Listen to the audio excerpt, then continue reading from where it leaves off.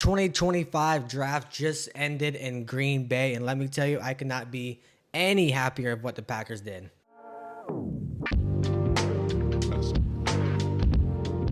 Now, of course, being a Green Bay Packer fan, this year was a little bit more special, maybe because it was hosted in Lambeau Field, well, actually technically right outside Lambeau Field, and the fans definitely showed out. They had over 200 people or 200,000 people the first night. It didn't set records, but for Green Bay, the city only holds 107,000 people, and 200,000 people showed up. Pretty freaking cool. So that's all I gotta say about that. Obviously, the first time ever Green Bay has hosted the draft, and yeah, like I said, it felt a little extra special this year, and I loved it. But we Packer fans know for sure the first round was definitely special, with the Packers selecting Matthew Golden, the wide receiver out of Texas. And if you guys watched the draft live, it was absolutely insane. Everyone's, go Pack go. Mark Murphy announcing the pick. He was obviously teasing Packer Nation like he always does. And yeah, like I said, it was just absolutely amazing, and this pick was perfect. Matthew Golden is 21 years old. He will be turning 22 at the start of the season. In his last year in Texas, where he was obviously drafted from, he had pretty good numbers. He had 987 yards, 17 yards per catch, which is pretty damn good. He had 9 touchdowns, and he also is part of a special teams. He does do a lot of kickoff returns, in which now the Packers are going to be, need at least someone out there, because Keyshawn Nixon does not want to be doing kickoffs or punt returns anymore, and I'm fine with that, honestly, because he didn't really do anything last year. But this is just an extra player for the wide receiver room. Of course, we all know that Christian Watson will be out for at least 3/4 of the season. And also Romeo has had a lot of concussion issues, and we still don't know how he's going to be next year. Dontavion Wicks with his drop issues. So this pick for the Packers was absolutely perfect, and he is a little bit of a smaller wide receiver, but that's okay. Jaden Reed is also a little bit smaller, but he does just a little bit more than Jaden Reed. He can go out there and get deep catches, can make a lot of good contested catches. So like I said, I absolutely love this pick. We didn't have to trade up for him. He fell right in our lap. Actually, according to the PFF player rankings, he was the 24th ranked overall player, so that's pretty cool. Like I said, it fell right in that spot. He also ran a 4.30 40-yard dash. His 10-yard split, 20-yard split is absolutely amazing. So we got a speedster. He's even faster than Jaden Reed. So like I said, this is like a Christian Watson 2.0, just a little bit shorter, but I love the pick, first round pick. So we have 5 years of control at max, at least. Like I said, Christian Watson is a pending free agent, possibly. We got Romeo, a pending free agent. We got Jaden Reed, 2 years left on his contract. So this wide receiver room could look completely different in the next couple of years. Like I said a couple of times, I love this pick. I'm going to give this grade an A, of course, because we didn't have to trade up. We didn't have to trade back. Fell right in our laps. Perfect pick. I love it. With the 54th pick of the 2025 draft, the Green Bay Packers select Anthony Belton, an offensive tackle from North Carolina State. Now, the first thing we know about this dude, he is a very big boy. He is 6'6", 336 pounds, and he could play offensive tackle and offensive guard, which the Packers love versatile offensive linemen, and that's the very first thing I noticed about this guy, that's for sure. Right now, we're taking a look at his RAS score, which is a relative athletic score, and this basically is testing his speed, his agility, his height, his weight, his hands. They do the whole 9 yards when it comes to his athletic profile. So you see the score right here, 7.75, which is considered good. Then you see his bench, which is 20, which is a 3.49, and this is all of a scale out of 1 through 10.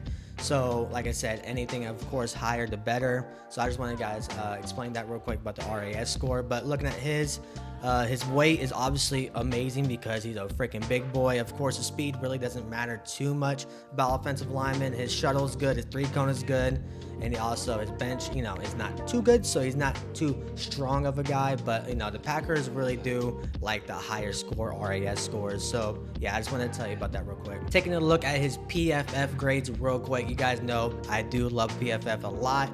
Last year, he had 73.6 overall grade with the 87.3 pass block and 69.4 run block. So, of course, improvement for the run game, but pass block, the guys, the Packers really do like the pass blocking offensive linemen because, of course, Jordan Love needs to be protected. And like I said, this piece, I thought the pick was considered a reach because he was a 98th overall prospect according to PFF, but the Packers do need offensive linemen depth because, we don't know what's going on with Rasheed Walker next year, if the Packers are going to re-sign him.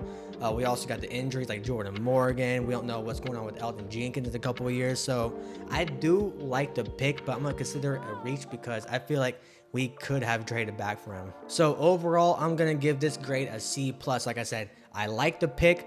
I like the player. I just feel like we could have traded back and got him maybe in the late second round or early third round.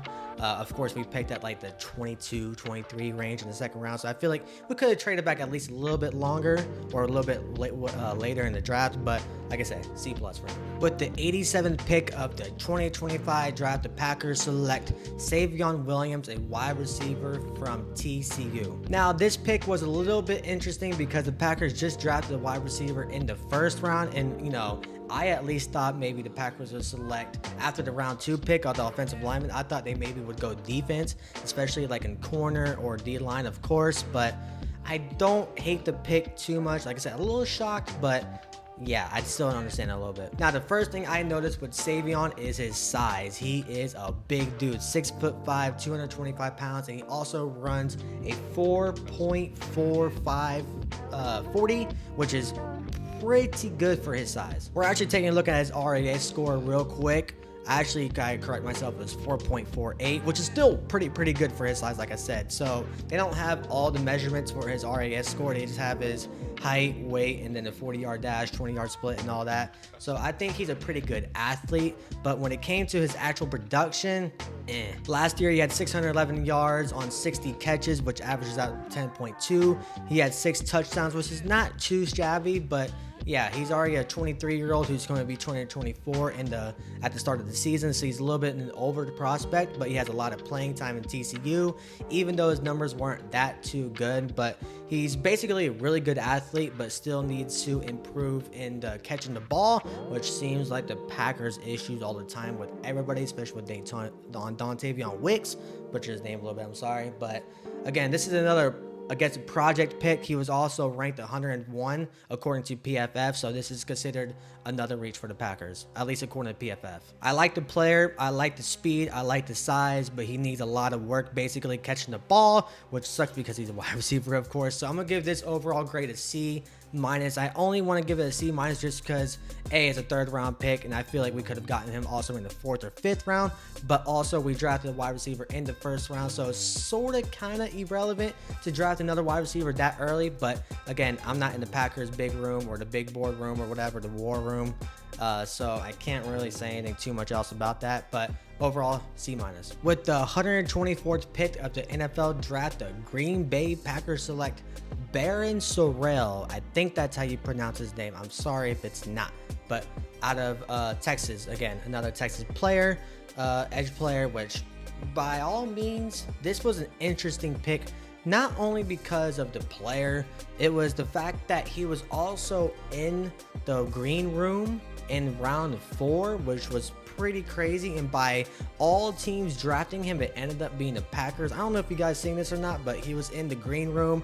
You know, like all the 1st round players, they come out, do the tunnel and all that little fun stuff. He ended up being in the green room by round 4. And like I said, out of all the teams in the NFL that could have drafted him, it ended up being the Green Bay Packers. But I thought that was a funny little story, but I do like this pick a lot, actually. He's only 22 years old, and he also had a few really good seasons in Texas. He had 2 seasons of over 7+ sacks. Last year, he had 8 sacks, 24 hurries, and he's considered an outside linebacker, like an edge rusher, so I think that's pretty good in my opinion. Now, taking a look at his RAS score, which is of course is the relative athletic score, 9.31, which is obviously an A+ grade. 40-yard dash is a 4.68, which is a pretty good for an edge rusher. The bench is pretty good for his size. Everything is basically green except for his weight. So he's considered an heavier edge rusher because they're usually in a typically like 230, 240.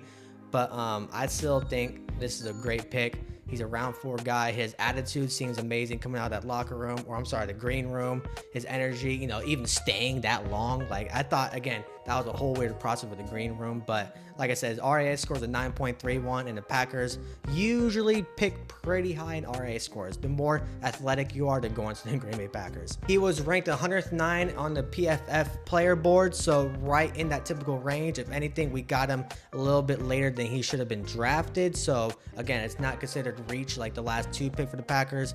I give this grade a B+. You know, of course, the later rounds, you know, you're gonna have a harder time really finding the diamonds in the rough because, of course, all these really good players are being picked now. But you gotta try to find a good backup piece. You gotta try to find a good, reliable backup piece at least. And I think this is good because, of course, last year Lucas Van Ness, we had Rashawn Gary, sort of kind of struggling last year. You know, we also lost CJ Slayton in the box, so like we kind of need an extra piece down there. I'm surprised, like I said earlier in the video, the Packers didn't select someone in the 2nd round for defensive end or defensive edge or whatever. So I like the pick.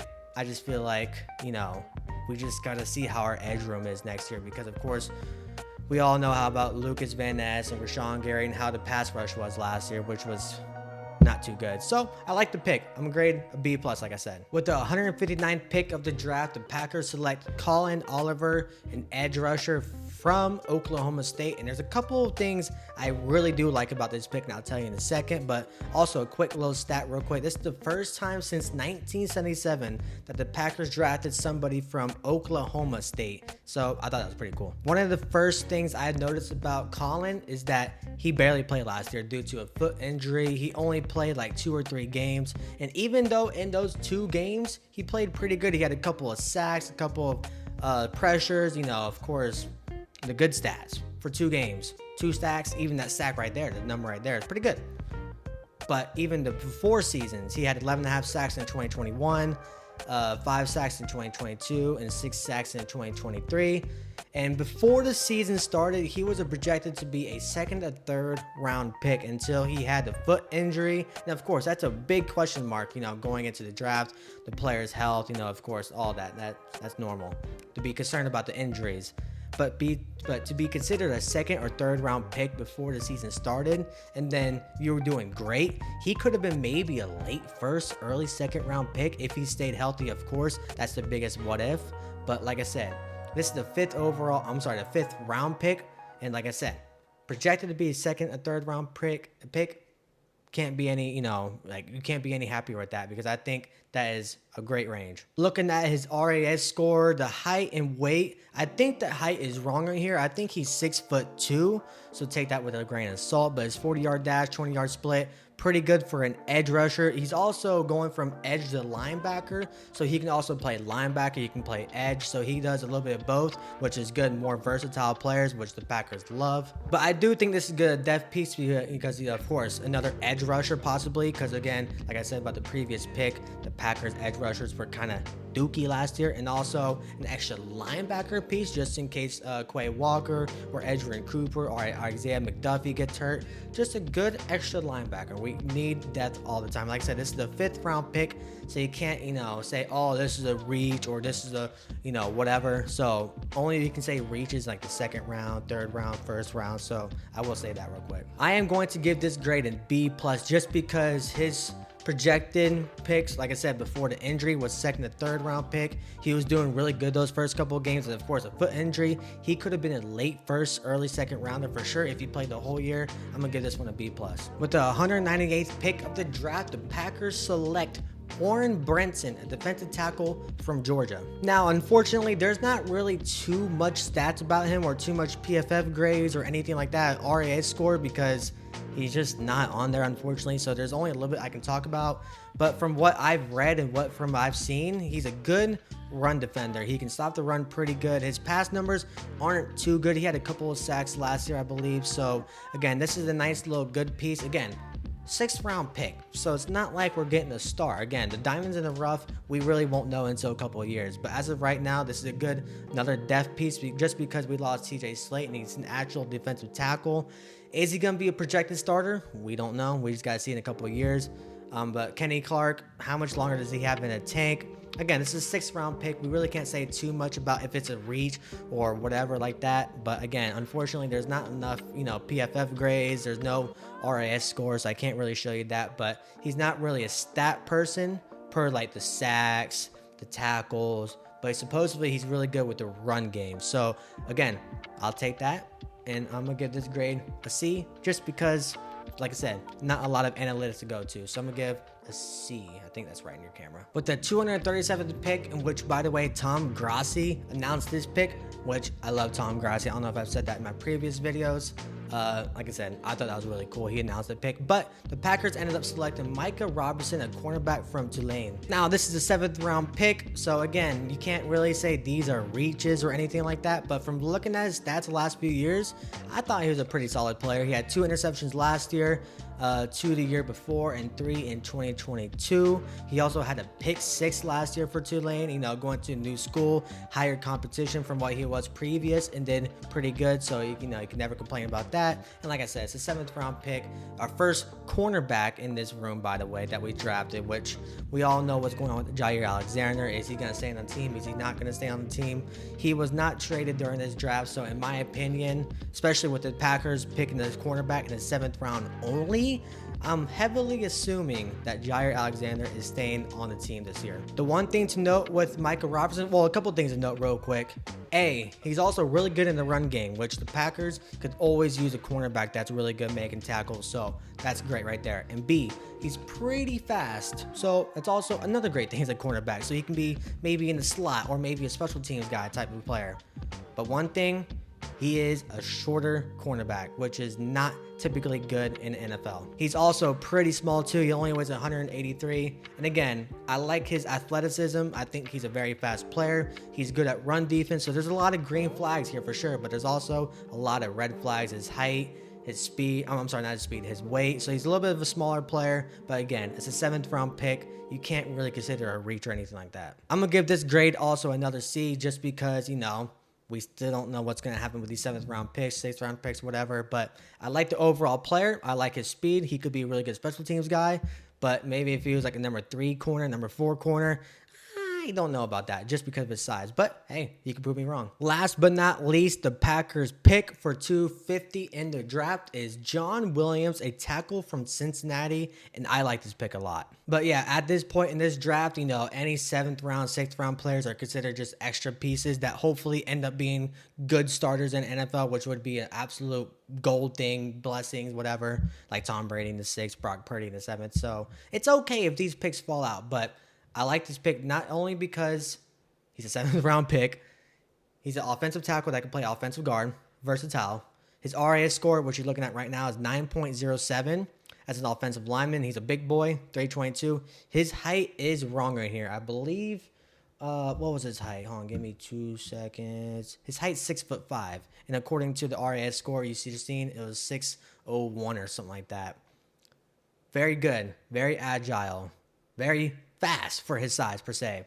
But the one thing I want to say real quick, he played very good. Just like our 2nd round pick, he was also a really good pass blocker, good run blocker. Same exact thing with Savion Williams. He only gave up 1 sack all of last year. He played the whole entire season, by the way. He's also an okay run blocker. But hey, the more better pass blockers, which the Packers love passing the ball, of course, because of Jordan Love, the better. So again, 7th round pick. He only gave up 1 sack in the last couple of years. Like I said, 1 sack last year. I think 0 sacks the year before.